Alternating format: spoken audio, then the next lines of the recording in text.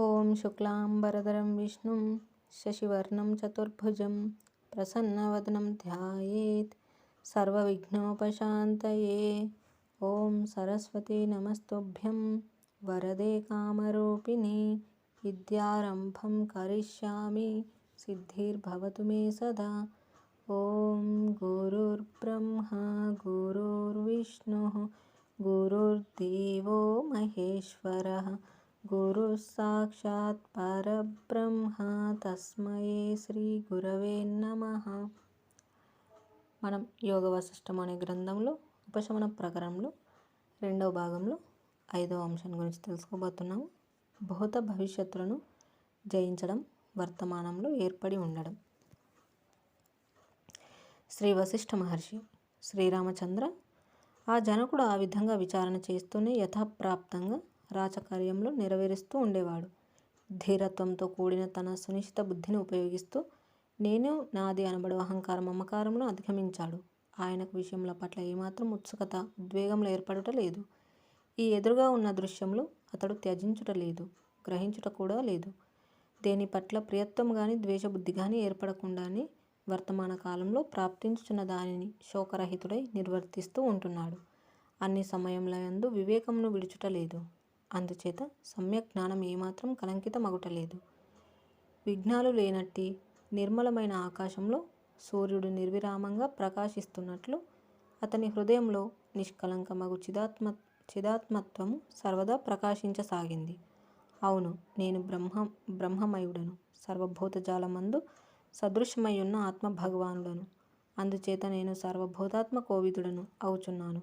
సర్వులు సర్వము నాయందే, నా సర్వరూపంగానే నిత్యము ఉండి ఉండటం జరుగుతోంది అను ఎరుక, భావన, అనుభవం అతని యందు సుదృఢత్వం పొందాయి. శ్రీరాముడు: హే మహర్షి, అట్టి ఆత్మానుభవం పొందియుండి కూడా క్లిష్టత స్పర్ధలతో కూడిన లౌకికమగు రాజ్యపాలన నిర్వర్తించగలిగారా? శ్రీ వశిష్ఠ మహర్షి: ఈ లోక వ్యవహారములన్నీ మాయచేతనే సంభవిస్తున్నాయి. అయితే అసంగము అయినట్టి ఆత్మ ఏ ఒక్క వ్యవహారము చేతను ఏ ఒక్క క్షణంలో కూడా స్పృశించబడుటలేదు. ఈ విషయము జనకుడు సుస్పష్టంగా గ్రహించాడు. సమచిత్తుడగు అతడు ఈ రాజ్యాదుల విషయంలో ప్రసన్నత్వం పొందుటలేదు, దుఃఖం పొందుటలేదు. సర్వదా విముక్తుడగుటచే అతడు పూజ్యుడు, జ్ఞానవృద్ధుడు, ఇహపరముల పట్ల నిశ్చలానుభవుడుగా మనస్థితి పొందాడు. అందుచేత రాజ్యాన్ని పాలించుట అను ప్రవాహపతిత్వమగు ధర్మమును ప్రశాంత చిత్తంతో నిర్వర్తించుచున్నాడు. యథావిధిగా రాజ్యమేలుచు కూడా శోకము, పరితాపము, వివశత్వము మొదలైనవి అతడు పొందలేదు. మానసిక దోషములచే స్వస్వరూపము నుండి తిరోభావం పొందటం, మరలా ఆవిర్భావం పొందటం అను ఈ రెండు అతని పట్ల ఏర్పడటలేదు. దైనందికంగా వచ్చిపోయే హర్ష విషాదములు, అర్ధ అనర్థములు ఇవన్నీ అకర్తృత్వాభిమానం యొక్క ప్రభావం చేత ఆత్మ చైతన్యమునందు తరంగములు సముద్రంలో లాగా లయించి ఉంటున్నాయి. సుషుప్తి యందు ఉన్నవాని వలె అతడు మెలుగుచూ ఉన్నాడు. రాగద్వేషములు, భూత భవిష్యత్తుల గురించిన చింతలు ఆత్మ సామీప్యతచే తడిపివేయబడ్డాయి. వాసనాభావంబున మనస్సు భూత భవిష్యత్తులను జయించి వర్తమానంలో ఏర్పడి మాత్రమే ఉంటుంది. అనగా దానిలో భూత భవిష్యత్తుల చింతలు తొలగిపోయాయి. కేవలం వర్తమానంలో మిక్కిలి సంతుష్టితో అనువర్తిస్తోంది. చూచావా రామ, ఒకడు తన మెడలో ధరించిన గొలుసు కనిపించక ఇల్లంతా వెతికి వెతికి చిందులు వేసి చివరికి మెడలోనే ఉన్నట్లు గమనించి ప్రశాంతపడుతున్నట్లు ఈ జీవుడు సర్వదా ప్రాప్తించే ఉన్నట్టి ఆత్మ యొక్క సమాచారము లేక జ్ఞానముచే మాత్రమే ప్రశాంతత పొందగలడు. అట్టి ఆత్మజ్ఞానం లభించేంత వరకు ఈ చిత్తముచే తత్వ విచారణ చేయిస్తూనే ఉండాలి. ఆత్మతత్వ విచారణ అనేది సజ్జన సాంగత్యముచే అభ్యుదయం పొందుతూ ఉంటుంది. సర్వసమత్వ దృష్టి అలవడుతూ ఉంటే ఈ మనస్సు విశాలత్వం పొందుతుంది. 1 స్వవిచారణ, 2 సజ్జన సాంగత్యము. ఈ రెండింటితో సమానమైనవి ఇంకెక్కడుంటాయి? అందుచేత రామ, నీ యొక్క ఊహ అపోహలను సచ్ఛాస్త్రము వివేకములచే శోధన చేయి.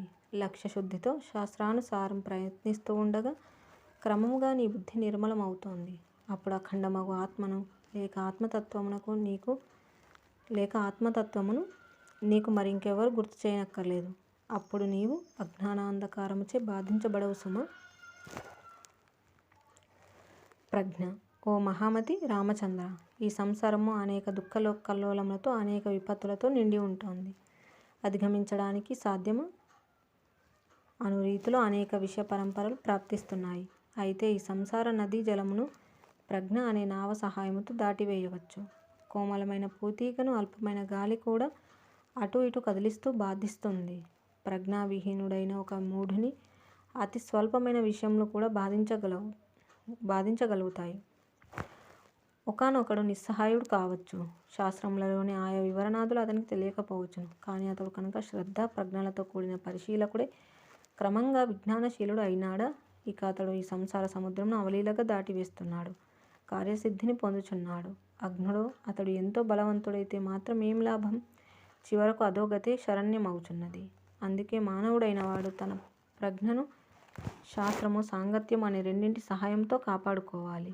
తోటమాలి అందమైన పూల మొక్కలను అతి జాగ్రత్తగా రక్షించుకొనుచున్నట్లు ఈ జీవుడు కూడా ప్రజ్ఞను అవగాహనను దృఢపరచగల ఆయా కార్యక్రమములను కాపాడుకోవాలి.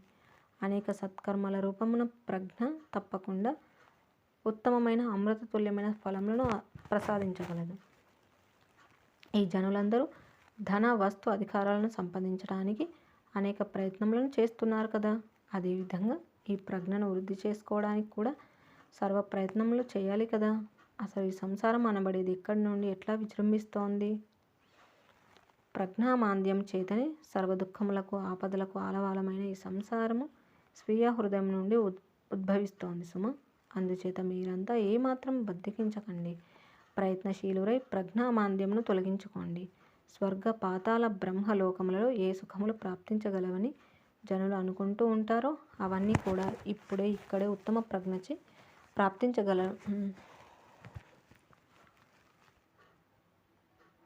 ఇదంతా అర్థం చేసుకున్నవాడు పొందుచున్నాడు.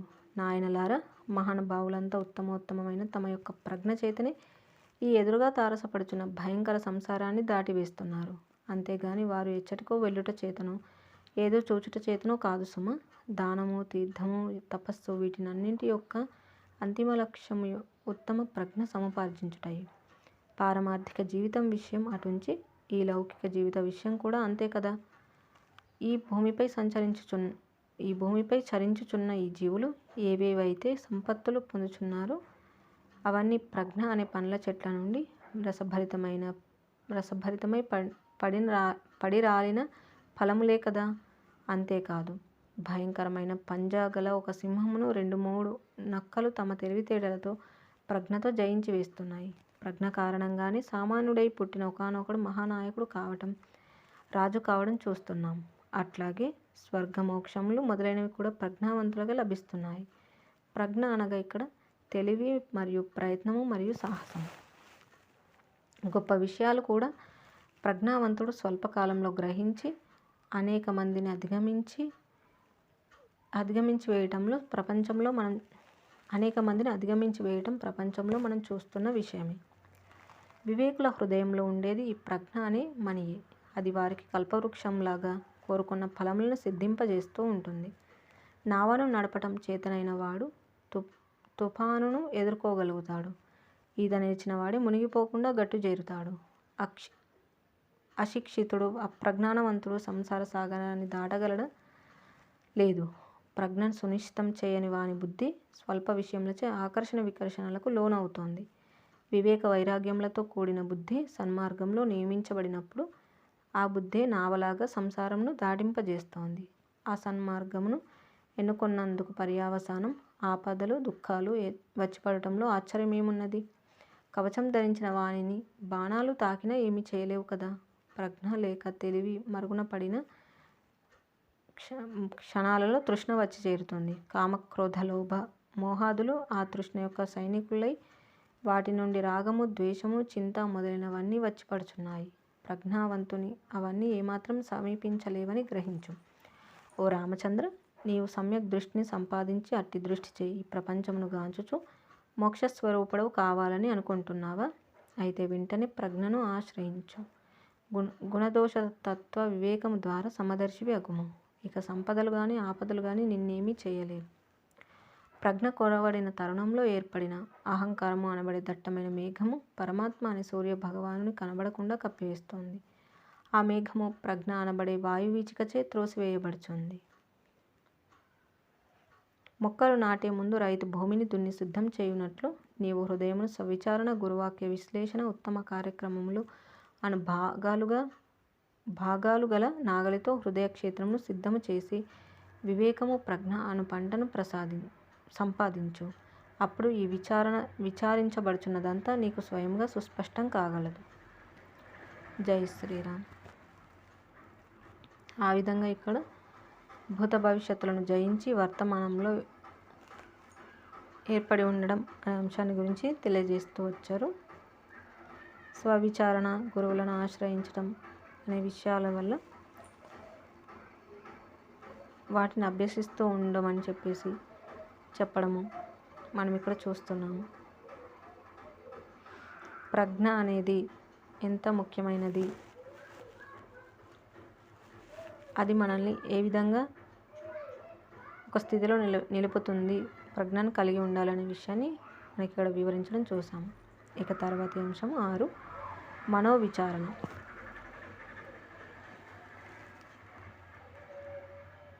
ఓ రామచంద్ర, ఆత్మానుభవ ప్రాప్తి అనే మార్గములో ముఖ్యంగా 3 ప్రతిబంధకాలు తారసపడుచున్నాయి. 1 అసద్భావన, అసత్ లేక అసత్యం అయిన విషయములను పదే పదే సత్యమైనట్లు భావన చేయుట. 2 అహంకార మమకారములు, నేను మరియు నాది అను భావనను ఆశ్రయించడం, తనను తాను తదితరులకు వేరైనట్లుగా దర్శించటం. 3 దేహాత్మ భావన, ఈ దేహమే నేను, దేహ పరిమితుడనైన నేను దీనితో వృద్ధి క్షయములు పొందువాడనై ఉంటున్నాను అనురూపం గల సంకుచితత్వమును భావన చేయటం. ఆ జనక మహారాజులాగా నీవు కూడా పరిశుద్ధ చిత్తముచే ఆత్మవిచారణ చేయి. పై విఘ్నములను ప్రయత్నపూర్వకంగా తొలగించుకో. అప్పుడు జ్ఞానులు పొందినట్టి బ్రహ్మపదమును నీవు కూడా పొందగలవు.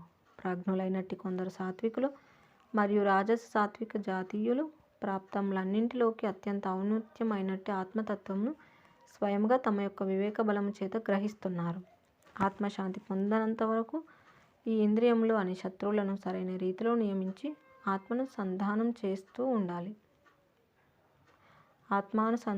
చేస్తూనే ఉండాలి. శ్రీరాముడు, మహాత్మ, ఈ ఇంద్రియములను అనేక దుఃఖములతో కూడిన సంఘటనలు ఆశ్రయించి ఉంటున్నాయి. ఇక మేము ఈ దుఃఖములను ఎట్లా జయించడం? శ్రీ వశిష్ఠ మహర్షి, సర్వమునందు వ్యాపించి ఉన్నవాడు, సర్వ ఇంద్రియ నియామకుడు, ద్రష్ట యొక్క వాస్తవ స్వరూపమే తానయ్యున్న ఆ పరమాత్మ ప్రసన్నుడై సాక్షాత్కరించగానే సమస్త దుఃఖాలు వాటంతటవే క్షయిస్తాయి. ఈ మనుష్యానందం మొదలుకొని బ్రహ్మానందం వరకు ఆ పరమాత్మ యొక్క అనుభవం అనే ఆనందం ముందు సూర్యుని ముందు దివిటిలాగా అత్యంత స్వల్పమైనవే. అపర స్వరూపుడైన ఆ పరమాత్మ సాక్షాత్కరించిన తర్వాత ఇక మోహములు, వాటికి బీజం వంటివైన దుర్వాసనలు, అహంకారము, సర్వ విధమైన ఆపదలకు సంబంధించిన భయోద్వేగములు స్వయముగా శమించిపోతాయి. ఓ రామ, వివేకముతో కూడిన బుద్ధితో ఈ సమస్తము బ్రహ్మమే కదా అన్న దృష్టిని కలిగి ఉంటే పరమ పురుషార్థమగు ఐశ్వర్యమని మా అభిప్రాయం.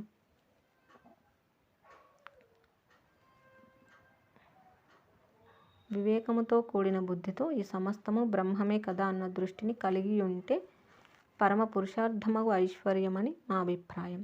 ఎవడైతే నిరంతర ఆత్మవిచారణ గావించుచు ఈ జగత్తు అనిత్యమే కదా అను నిర్ణయముచే సర్వాతీతత్వము అలవర్చుకుంటాడో అట్టివాడు కాలక్రమేణా జనక మహారాజులకు ఉత్తమ శాంతిని తప్పక పొందుతాడు. శ్రీరాముడు, ప్రారబ్ధం చేతనే వివేకం ప్రాప్తిస్తుందా, లేక అది స్వయంగా తనంతట తానే ఏదో ఒక ఆకస్మికమైన సమయంలో ఉదయిస్తుందా?